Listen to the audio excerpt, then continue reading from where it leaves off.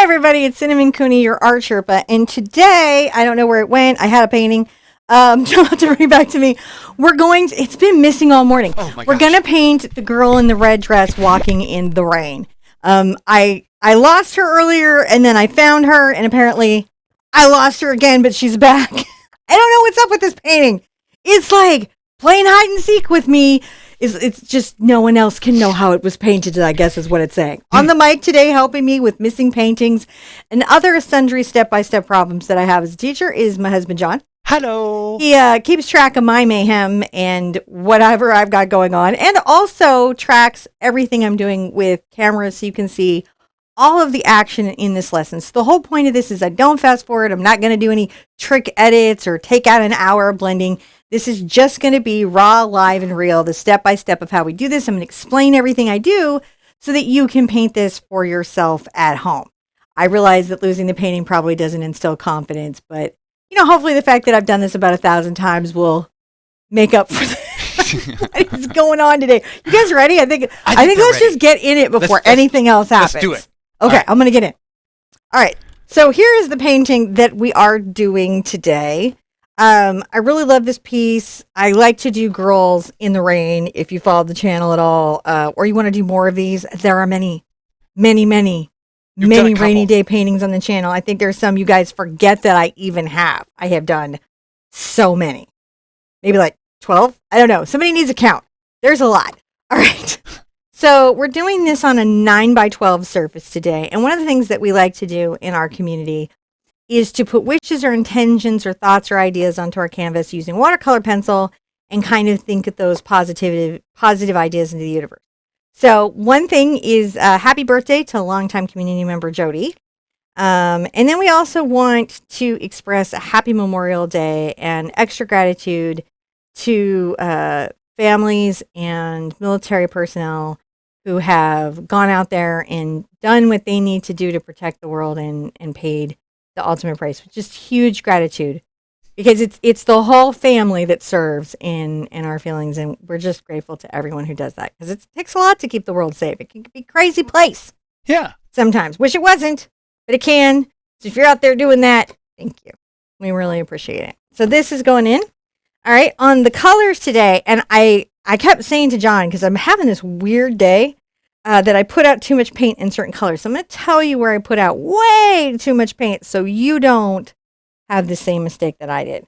So I have burnt sienna, yellow ochre. These are pretty right. I have quinacridone magenta, and I have cad red. I have Mars black, titanium white, phthalo blue. I have cad yellow medium. You don't need this much cad yellow, like half or third. Phthalo green. You hardly need any phthalo green. I just put out, and you can see it, but you don't need that much.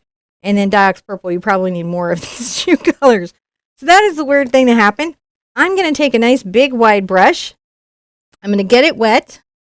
And I'm going to sort of just take these watercolor words and using the water, brush them into the canvas so that when we paint over there, they can go out into the world and do their due.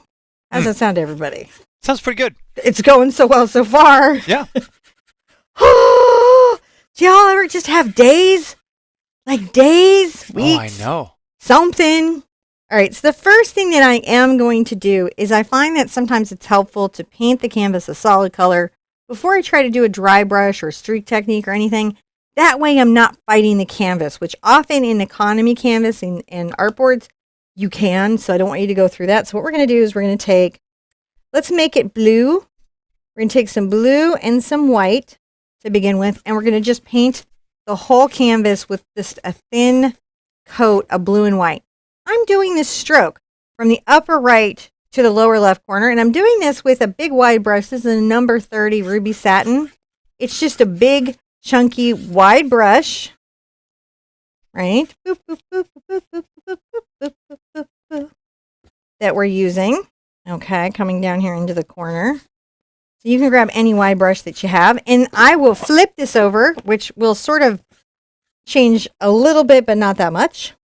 And again, do this, and you're going to see that this is coming in. Now listen, if you don't draw and you're worried about how you're going to get the girl in, if you check out the description below, besides a complete list of our materials You'll also see a link to our webpage, and on that webpage is a traceable, just like what I'm going to be demoing today, that you can get and download for free. Don't even worry about that at all.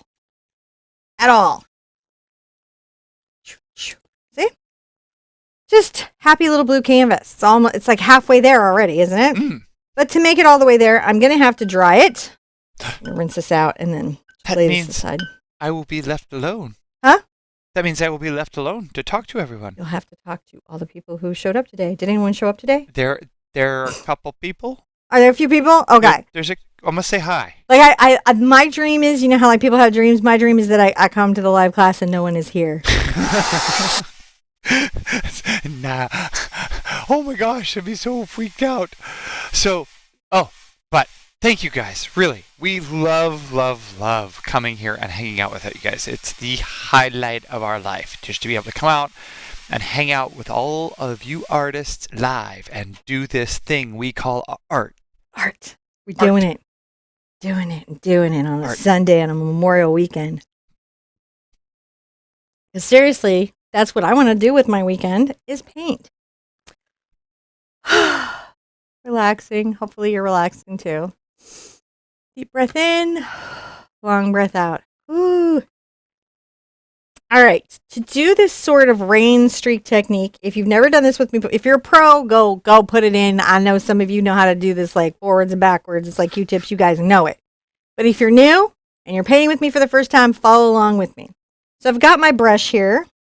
I need to make sure it's not soaking wet, so I just wrung it off with a towel, right? Because we want it to be damp but not soaking. And I'm going to come get a little bit of this purple into the edge. And then look, I'm going to get some white. And you can see that it's loosely mixed, and then I'll get a little blue. And what that's going to do is this. You guys see it? Oh, yeah. So the paint is mixing and interacting with the canvas. So let's do that. If you need to get it wet again, but drag off the extra water because you don't want it to be soaked. Okay, so I got purple there. Let's get a bunch of the white on there, loosely mixed, and let's get some of the blue a couple of places. You can kind of see how that's going to do. And then we're going to go again. Yes, it is Purple Rain. You may sing the song now in your head. Was there a relationship? Sure. Could this be Apollonia? Might be. I'm not really saying where this inspiration is coming from. It's been known to happen. Is it? It's been known to happen. All right. I'm just going back and forth in the Purple Rain. That was actually, weirdly, when I was growing up, my dad, that was his favorite album, except, and this is like, I swear this happens in the family, he just wished Prince wouldn't sing. He just thought, could he just compose the music? Just the music, but less singing. I get that a lot on my channel. We would like you to show us the tutorials, but less talking.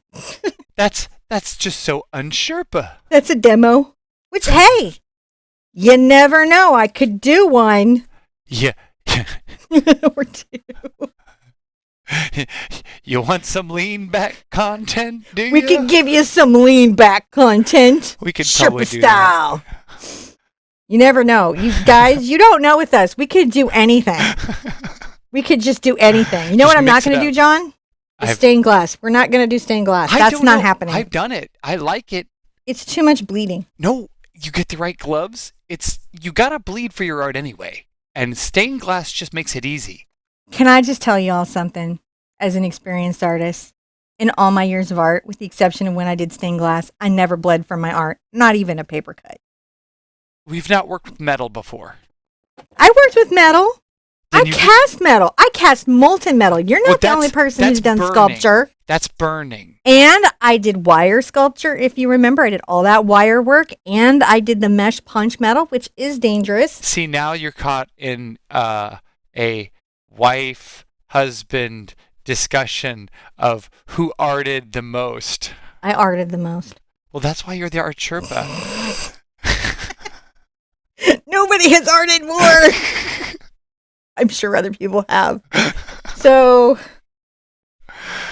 we're still doing this stuff. Dry brush. That's right. This is what we're doing, John. We're still doing a dry brush. This is art. Be serious. we're still doing a dry brush. We're coming from the upper right corner down to the lower left corner. My brush is pretty dry. The load of paint is fairly light. And I'm allowing a lot of that blue canvas to show through. So you can see me get a little purple. Look how little purple I get. Little purple. And then some white. Nice amount of white. You can see it on there. Just a little bead. And then some blue. And then there you go. See? Now, do I like doing this? Yes. Have I been known to do this for probably 20 or 30 minutes longer in my own studio when I don't have a live student audience? Yes. Because it's so chill. So if you feel like, look, this is great. We're going to get to the girl in the rain, but I just want to make streakies. Just know you're not alone. I also streaky. Everybody's streaky.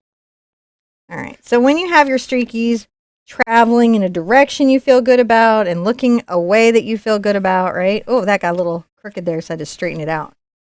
Crooked streakies. Yeah, that's an important thing, right? Yeah. Because you can't have wiggly rain. It doesn't change direction. If it changes direction, it's not rain, and I highly suggest that you're in an M. Night Shyamalan movie and just run. Tentacles from the sky. Yeah. Look at the blue. Hi, we teach art on YouTube. I think that we had one too many cups of coffee before. I haven't had enough. What happened to me is I haven't had enough coffee, and it started this morning when I answered. Like I had that weird moment at the pharmacy, and it has gone all day. And then I lost my painting like 6 times. I still have coffee. Mm-hmm. Yep. All right. So I feel like I've gotten the full streak effect that I want, and you guys have sort of seen this come in and got a sense of how much it takes to get a good and thorough coating. So, you're going to be here just a second to do that, and that's okay. Now, the next part of this, I'm going to rinse out my brush. Always rinse out your brushes. Don't leave them in water. If you want to save a bunch of money on your art materials, one of the first places you can do that is to not kill your brushes by letting them soak. I like to dry them out and put them aside until the end of the lesson when I immediately wash them. Yes. It's just the number one thing you can do to just not waste brushes is just to take care of them during the thing until until a brush for acrylic paint is invented. There we go. So, yeah, your brushes they don't come with scuba gear. They don't like to stay underwater for very long. They can't hold their breath. So don't leave them in. Take them out. Let them air dry. That helps everything in there just be better. So, yeah, don't leave them in there. It's good. You swish them around there in the water. Don't be afraid to do that. But don't leave them soaking. Don't leave them soaking. Don't leave them soaking. They can get wet. They're really not supposed to get wet. It's kind of funny. I will make a video about this later, and you all will laugh and laugh and laugh. So what I have here is the traceable. This is a line image. You can print yours out. I like to take mine and put it onto tracing paper, but you don't have to. You can do it just straight from the computer.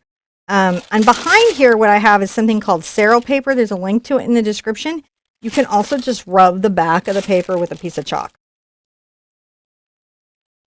And now what I'm going to do is I'm going to tape this on. The reason that I tape it is so that it doesn't move around on me a bunch. Because otherwise it'll shift, and I get this sort of effect like things are out of focus. Now I'm going to put some vision enhancers on. And then I'm going to just simply go over the lines on the drawing, pressing pretty hard.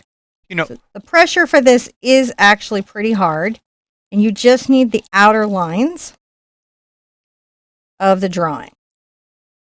You could also call those optical accessories. Yeah, they're my Geordie LaForge vision. Your visor? Yeah. His was super digitally cool, though. It was a banana clip. But I love Trek, so I don't care. It allowed him to see in multiple spectrums. He That's could see right. beyond the humans. Trekkies.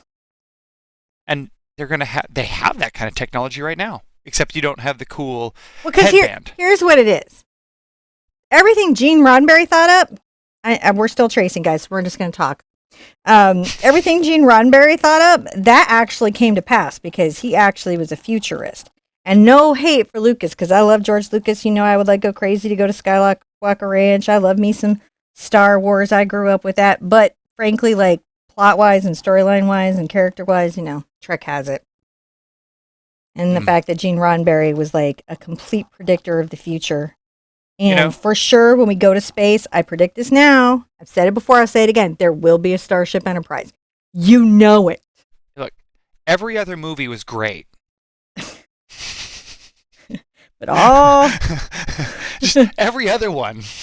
It's true. But at least you can predict it and it's not a surprise in season 8.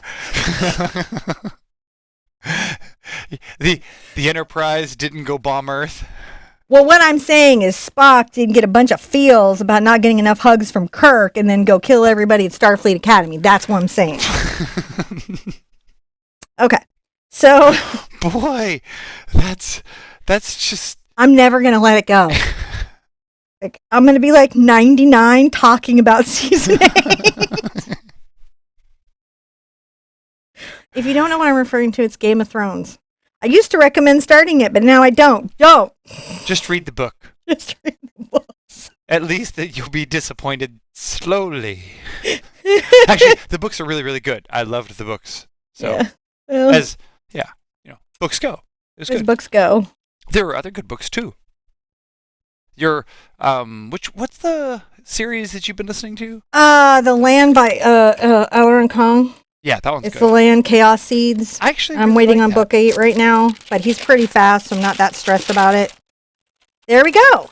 Okay. I've got some lines, and with these lines, I can draw in my girl. Now, one of the things while I'm here is I often like to come back through because sometimes the traceable is not everything like I would want it to be, and I have these little charcoal pencils, right? And the little charcoal pencils let me make little adjustments if I need to at this stage. So this is a General's charcoal white pencil, 558 by General's Pencil. It's cheap. They're easy to get. They're on Amazon. They're in most of the stores. I think they even have these at Office Depot, to be really honest. And again, cheap. Yes, useful doodads. Useful doodads that are cheap. So what I'm doing is just making sure that my lines for when I do this in are in a good place. You can always remove any unwanted chalk or Cerro paper just by like, a nice clean brush or any of that. So that's all that is, right? That's pretty easy. That's pretty doable. Put these aside until I need them. So now what I'm going to do is what is called blocking in. So I'm going to paint the darker kind of color or layer that's the base of this. So it's a dark red and a dark red and my yellow and her base skin tone and her base hair. It'll be at this level, just to let you know, kind of streaky. It's not going to look ideal. Don't panic at this stage. It doesn't have anything to do with how it's going to look at the end. This is just a necessary layer to get there, right? So I'm going to take a number 6 ruby satin. I'm going to get this a little bit wet. I'm going to pull out some of my Cad Red, a little of my Quinacridone, like you do. Maybe add some Diox Purple to it. See, it's going to become like a brick color. You start with the umbrella? Yeah. Yeah, I'm just going to start with the umbrella and just paint the whole thing this sort of darker red color.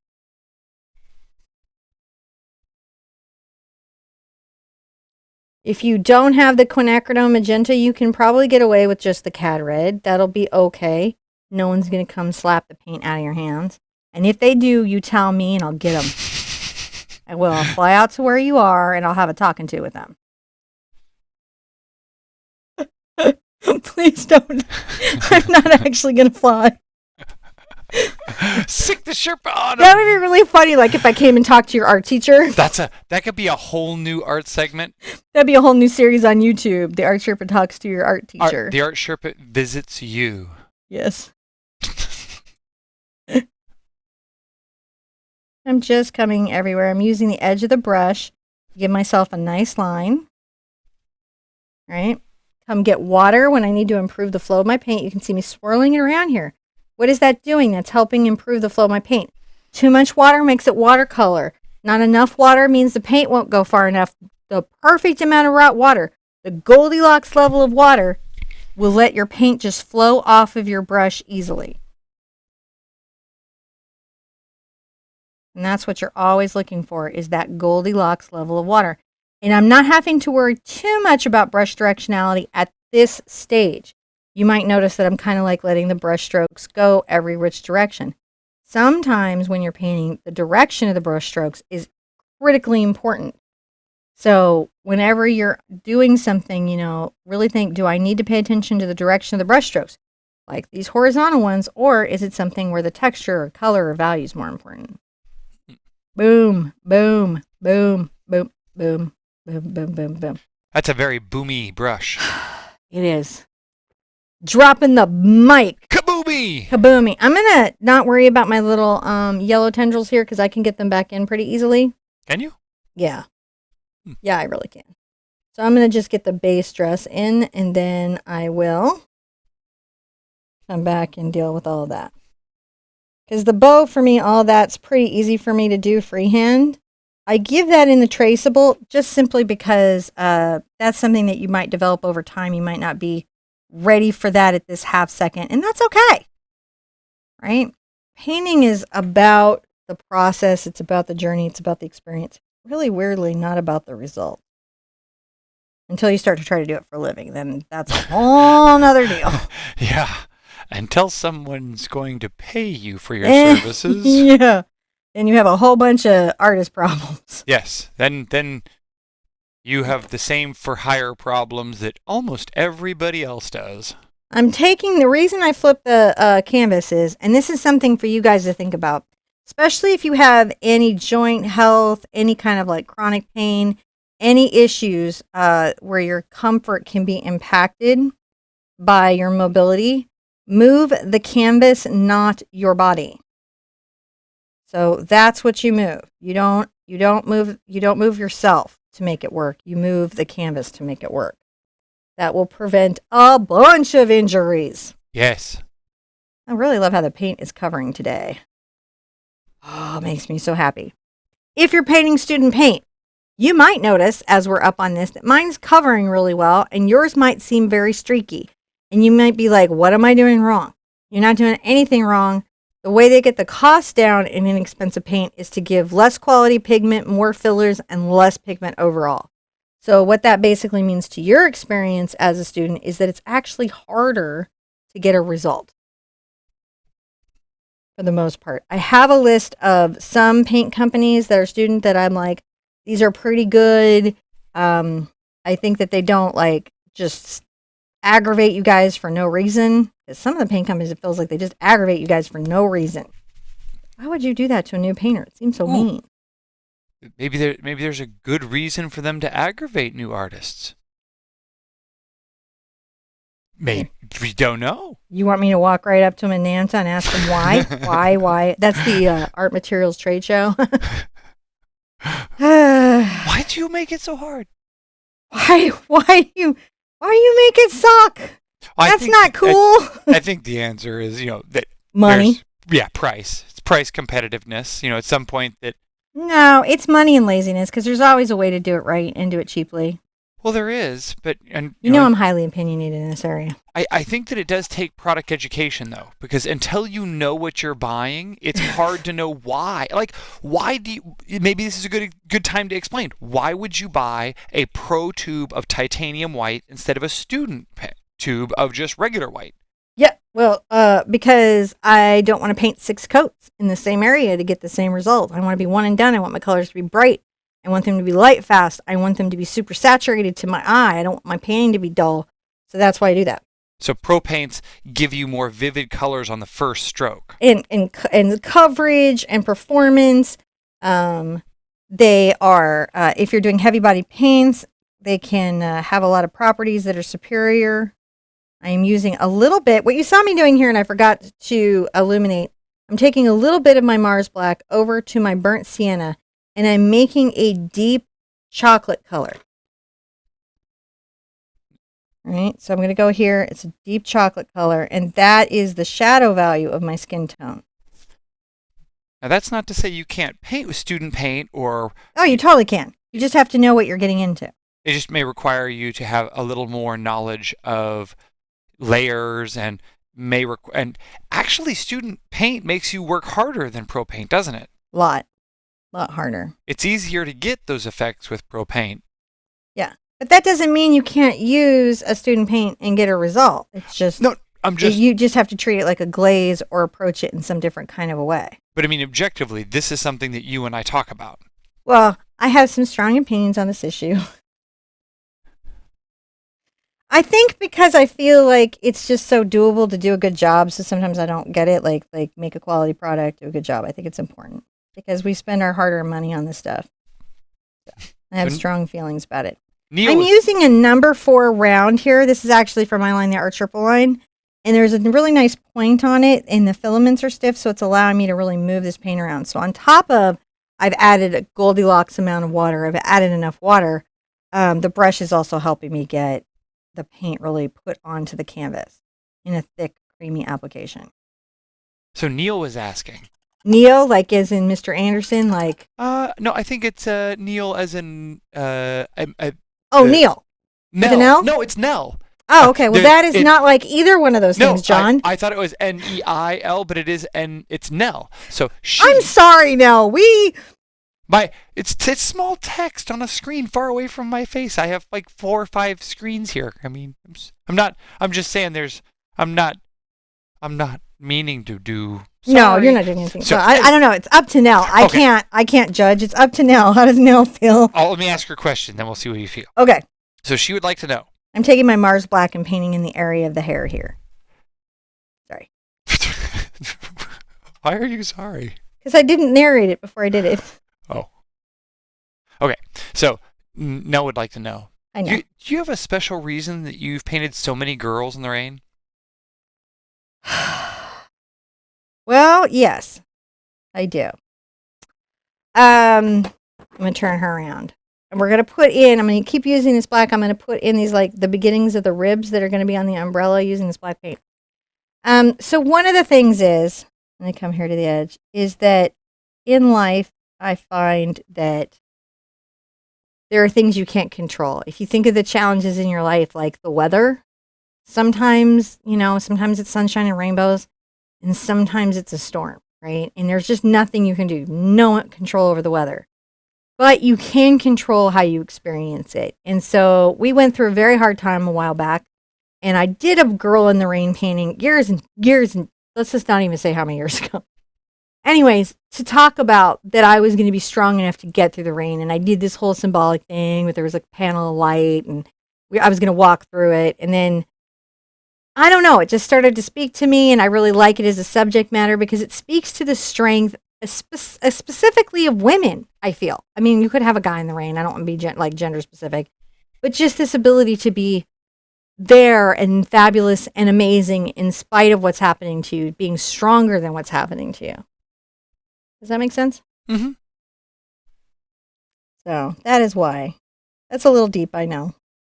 I think it's awesome. I'm just, if you're wondering how I'm getting this nice fine line, if you're looking at this going, wait, what? So a bunch of little things are at play here. One is that my brush is particularly forgiving. Right, so that helps. 2 is that I'm making a point of stroking to my strongest area. So like if I have a brush stroke direction I know I'm weak in, I don't do that direction. I avoid it. So what you'll always see me doing is trying to work to my strength on that. Stroke if I to your need to move this over, it's okay because I'm going to come back with red so I can chip it out. Nice. So don't feel like if you get a thick line or any like that, like, oh no, my umbrella's ruined. It's not, because you've got other red coming on here, and so you're going to have plenty of opportunity to thin these out. You just need to get them in at this stage. And I'm going to make a little at the top of the umbrella. And while I'm here, I might as well come and see if I can get a second coat onto her hair because we want her hair to be quite dark. One thing you can do also is take a little of your blue into your black. And this is going to deepen her hair. Next time you're out, I challenge you to look at hair in sunlight and notice all the surprising kind of undertones. Not when someone's hair is dyed like pink like mine, but like just their natural hair color, like that there's hair, like it'll have blue undertones or red or pink or orange undertones. Just like notice that. It's really sort of interesting. I'm going to take a little of this mix here and just a smidge of brown because I'm going to make an even darker little shadowy color. And I'm going to come in right next to the dress with that, right next to the dress right here. And then I'm going to do an interesting thing. I'm going to bring this line down a bit, but not take it to the bottom. And then I'm going to put a shadow right here. See how it's like a little triangle shape right there? Yeah. That is how I'm going to shape the arm. So again, down the arm, just a little bit past. Right? Get the brush loaded on the tip. Come just a little bit past, and then just shadow in. Doop, doop. And I'm going to also add a little shadow underneath the sleeve and maybe even at the back of the dress. Just a bit. Now rinsing that out. Annette asked a really good question. Hi, Annette. So if you could I'm explain, going to take some magenta over to my burnt sienna while we're doing this. how come some paints have two names or a name and some like number codes? Well, that's because Yeah, what's that about? the real color of your paint is the number code. Then there's also a vanity name on the tube. Now, some companies, pro companies, will tend, for the most part, to name the color what would go with the pigment code. Hold on, let's see. Now, this is kind of challenging because this will say AU 496 Quinacridone Magenta. Roll that way to your right shoulder. So you've got to try to find the pigment codes on the tube. So now I see it. Pigment Red 122. Other way. Okay. Oh, you're going in that camera. Pigment Red, which one? Where do you need it? Pigment Red 122 is always going to be Quinacridone Magenta. Sometimes we just saw in Acrylic April, that's called Deep Magenta. Pigment Red, all 122 is always Quinacridone Magenta. Pro companies will tend to keep it the correct name. There's Phthalo Green Blue shade, right, is always going to be PG7. Somebody else might call it Happy Emerald Green. Pro companies will generally call it Phthalo Green and tell you the shade. But if you're ever wondering, and this goes all the way to Simply Acrylic that you see in Walmart, find the pigment code.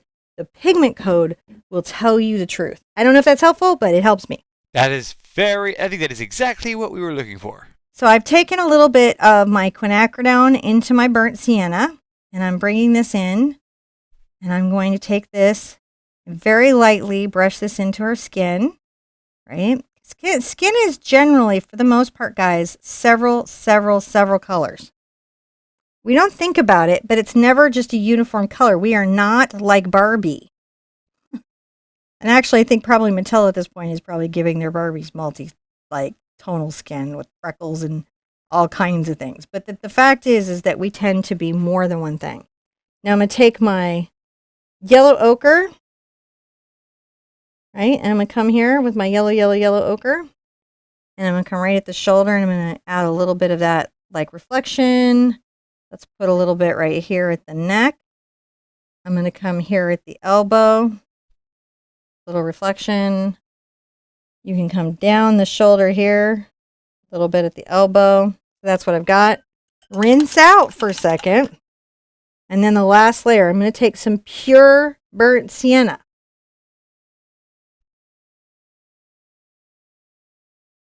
And I'm going to just blend. And you're going to see it's just a little different. Just a smidge different and brighter than what we did with the quinacridone, isn't it? Yeah. It's just nice. And those different colored skin tones that make it look so alive, the diversity of tones. Yeah. You've gotta show, because like if you even just look at your body for a second, most of us are not in the habit of really looking at ourselves because we're usually being forced into a perpetual cycle of like self-shame. So you don't ever take any time to observe, but you'll notice that, like your skin will have many different things going on. What I find very, very Gonna come down the side with this like yellow ochre. Isn't that nice? Interesting is that there's a lot of makeup that's about creating that uniform-based skin tone. And we have such a diverse natural skin tone that it's so interesting. I've watched you guys paint for so long that the more diverse you make it, the more natural it looks. Yes. I'm just sort of trying to clean this up a little bit around her. That just, when you removed that little extra outline, she just snapped into being. Yeah, she does. She just snaps into reality. Make sure that this is a nice line coming off of her neck into the dress. Blend that in a little bit. There we go. I think she's good. Now, let's get her hair in a little bit. So I'm going to take a little more black and blue. I'm going to come in and again, I'm going to make this fairly deep, right? Like you do. And then an interesting thing is going to happen. I'm going to get some blue.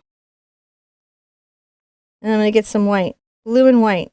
Mostly blue. See how deep that is? I'm going to come here. I'm going to add that reflection there. Add a little reflection there. And then we're going to go around the donut.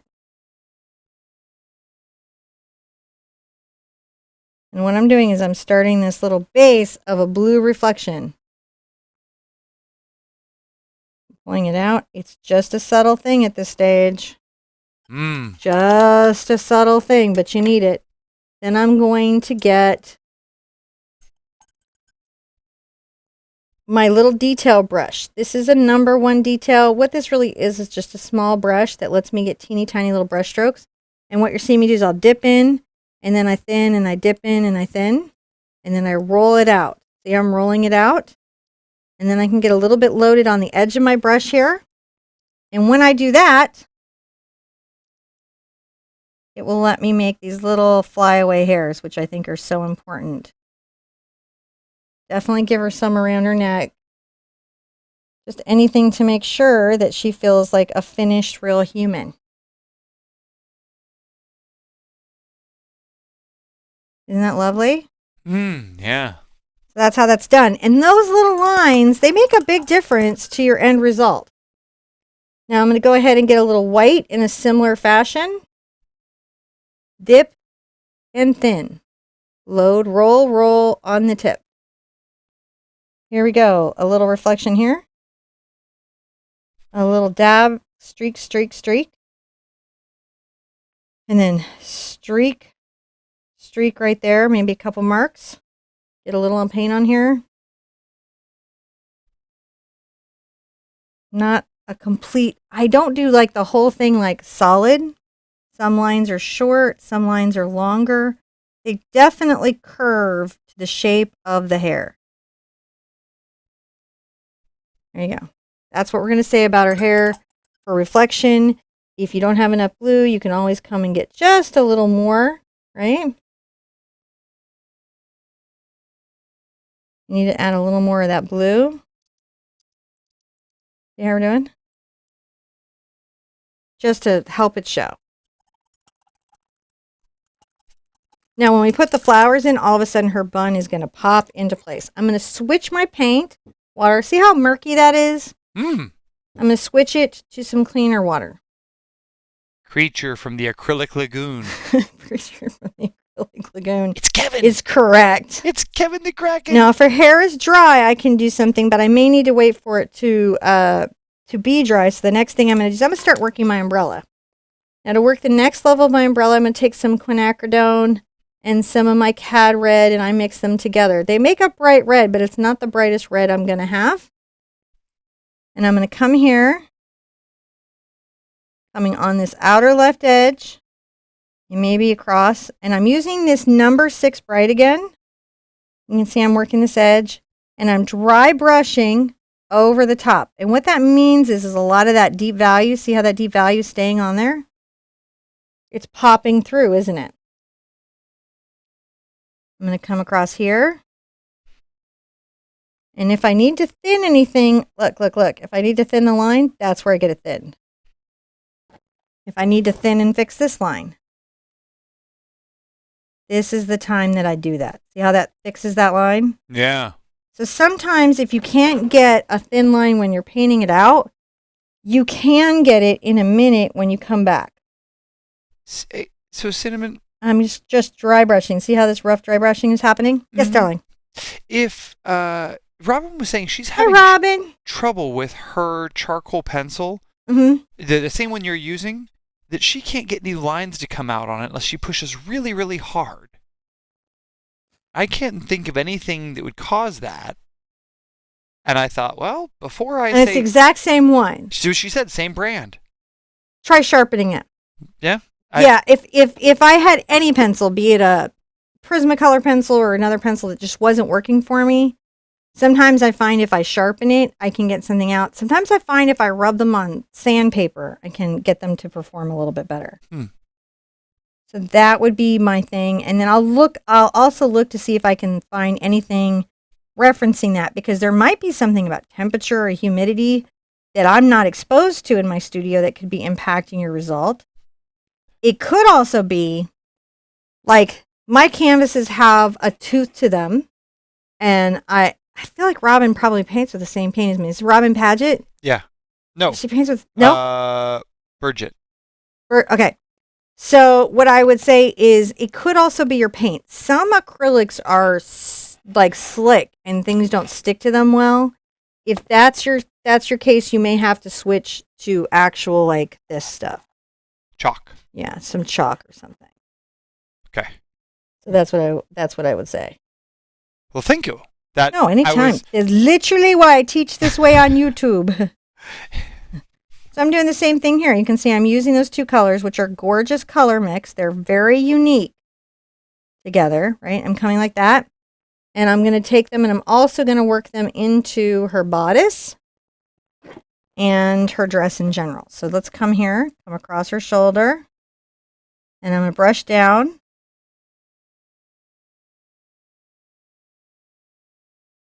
Brush in. Come and brush down. Light dry brushing there, right guys? And I will sometimes leave it a little bit darker at the waist. I'm going to turn this around so I'm not working at the skirt overly hard. We're nearly done with this. Now this, I am going to work in the direction of the skirt. And I'm going to fan these strokes out, right? Again, Quinacridone and the Cad Red. Brushing that out, brushing that out, brushing that out.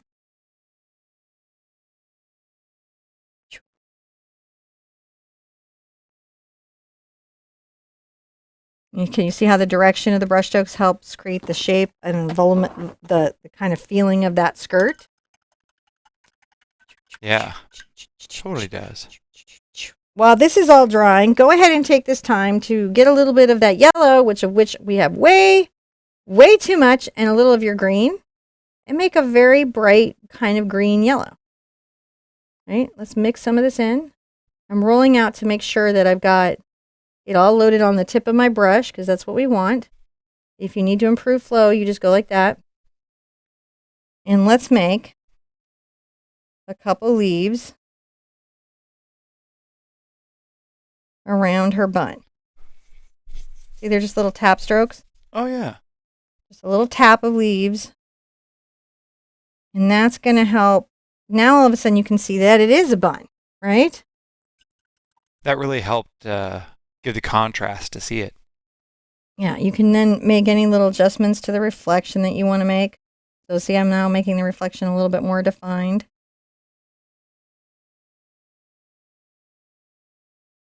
I know where I'm going to be playing into the shape of her hair a little bit. There seems to be some consent in chat that some paints and surfaces tend to be more plasticky, and there are others who are saying, yes, I've had trouble, and sometimes yes. So there does seem to be a correlation between surface paint finish and the stickiness of it. I am not surprised, because again, quality, right? It just, and sometimes temperament. There's some really good paints that are maybe not, they're like pro paints, but a lot of people don't really like painting with them. I won't like put anybody on blast, but I certainly have talked and gotten some feedback. So I'm going to make little white brush strokes. I'm going to make little flowers. See, we're making little flowers.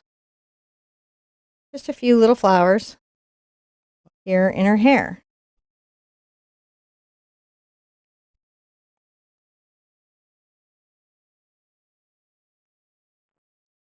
That's not too bad. And then the last touch on that is going to be coming in and getting a little of this yellow on here. A little bit of the yellow on here. And putting these little yellow centers. I know it seems like a fussy touch, but it actually makes a difference. Really looks cute. Because with the yellow and that sort of ties to the yellow there, and it really is quite lovely. Now I'm going to get my brush, and I'm going to just get my CAD this time. Just my CAD. No quinacridone, just the CAD. Oh. I'm going to come here and make sure that edge is nice. And just a couple of places, look. I'm going to brush this just brightest of reds. Look at that. Doesn't that make the umbrella feel redder than you've ever seen? Oh, yeah. That's how you get something to look red. Because sometimes you'll get a red paint and you'll paint one coat and you'll think, well, that's not very red. Not understanding that with reds, you've got to play against cool reds versus warm reds if you're wanting to create that redder than red feeling. Some days I push the wrong buttons. Some days I push the wrong buttons. We all get there. And I'm going to put that again at the top of her dress here. But I'm not going to take it all the way to the bottom because I want there to be implied shadow at her waist. Flip this over. I would say we are pretty much done. We've just got to do the bow and a reflection on the umbrella. See,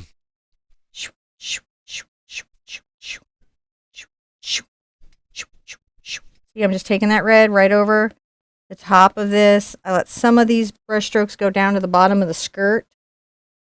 We're going to come over here and come over here. Boom, boom, boom, boom. And then to the bottom of the skirt.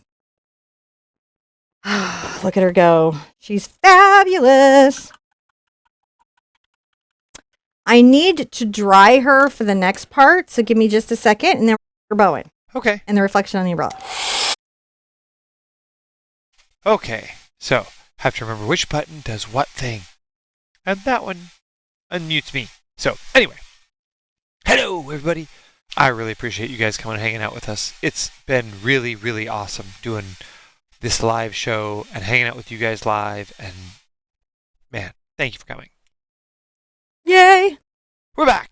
We're back. Back. So I'm going to take a little bit of my yellow, right? This is my bright, bright, bright, bright yellow. Now here's a trick with yellow that you can do. If you take a little purple to it, it will gray it. So it's still yellow, but it's like a gray version of yellow. And it will still feel better than if you just add black. I'm going to come in and I'm going to draw in my bow with my grayed yellow. See what I'm doing? Now, this would be another one of those places, if you're painting an inexpensive paint, you may need to paint everything white first. That'll help the... Yeah. Will help the yellow feel yellow. So if your yellow isn't covering well, paint everything that's going to be yellow white first. And by the way, that works everywhere. That is one of those hacks, like whenever I do have to paint like a student paint, that is one of those hacks that will really, really help you get there. I'm going to paint this right here.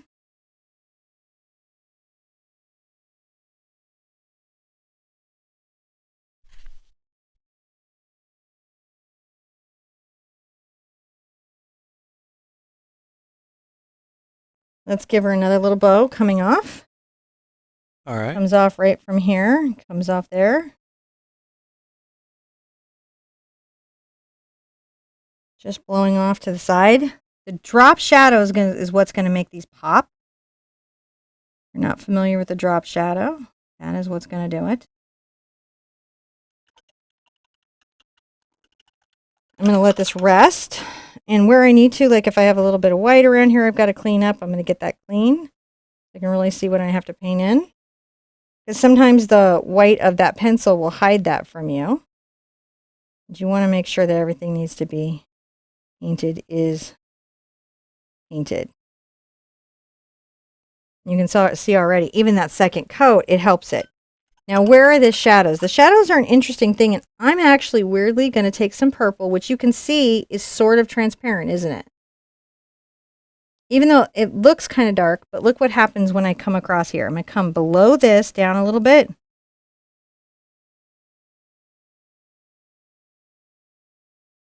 Oh, wow, yeah. And it just makes it look like there's like this strong cast shadow, doesn't it? It really does. One of the things I love about this piece.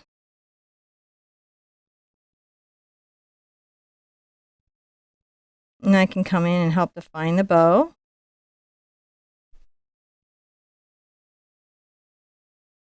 You know how we're doing? There's that, and there's that. And it creates, again, this nice little sense of those ribbons being up from her dress. While all that is having a dry, I'm going to take this brush. I'm going to get some of my white paint all loaded. You see how I did the little thing where I brought a little water over to it and I swirled it around to thin it and then I roll it. And to get this really on the tip. And I'm going to come to the top. And I'm going to zigzag back and forth a little reflection on my umbrella. Yeah, that really looks nice. And can maybe come here and say, all right, there's some here. Because the thing is that things are wet, tend to be shiny. So this is always a good way to show that something is maybe not dry, is that reflection. And then over here, I might get a little bit more diminutive because maybe there's less light on it. Don't forget, if you've got some reflections up there, to carry them around other places on your umbrella. Say, oh, hey, different little places caught some light. So you want that on there. Now, while the white's still on my brush, I'm going to get my yellow.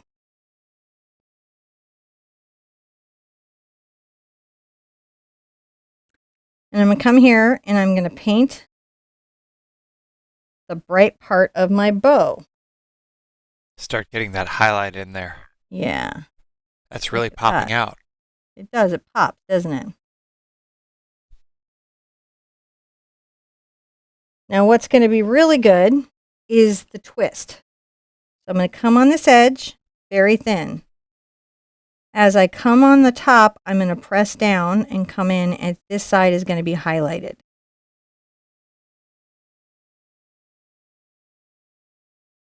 Which makes that side look a little bit like it's in shadow. I'm going to do a similar thing here. Top of the ribbon. And then where I press down, it looks like the ribbon is twisting.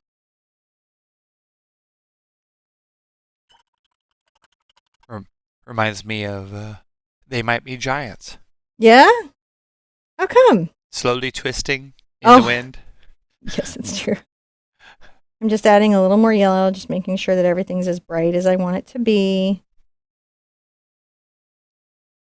And then after that, I'm going to do a similar thing that I did to the umbrella, which is I'm going to create a highlight. How's everybody doing today? You guys having fun? Really good. This has been a great. Just a fun little lesson for the weekend. Something to do. Something to do. I've got my white on here, and I'm going to come on the edge. See how we're doing? On the edge, going down. Do it again there. Little bit on that, right? And then let's reflect some light with our white on our ribbon. Look at that.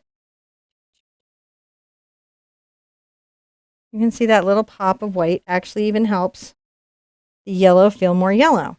When all that's done, guess what you get to do?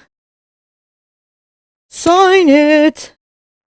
Can't forget to sign. And I'm going to go ahead and get my yellow paint to do that. I'm loading up my #1 brush and making sure it's thin enough.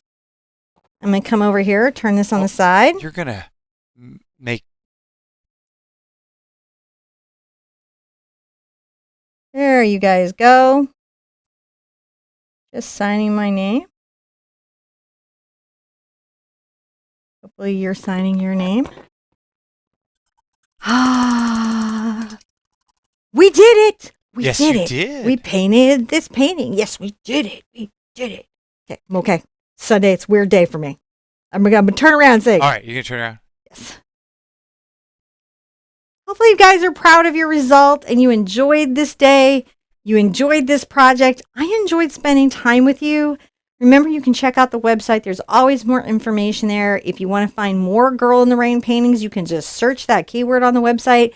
Because I think we've actually crossed 1,000 lessons, which is just hard to comprehend. I put 1,000 painting lessons out there, but it may be kind of hard to figure out what we painted. It's almost easier sometimes to figure out what I haven't painted. Well, before you go, I'm going to pass along. There's a bunch of folks here who come in and said that they found you and they've just started painting after 60 and they've just discovered this for the first time and they really appreciate everything you're doing to make it possible. You're so welcome. And I'm so glad you've taken up painting. Yeah, thank you guys. Just really awesome. And everyone out there who's taking time to be creative, I'm just really happy to be a part of your art journey. Be good to yourself. Be good to each other. And I want to see you at the easel really soon. Bye-bye. Bye.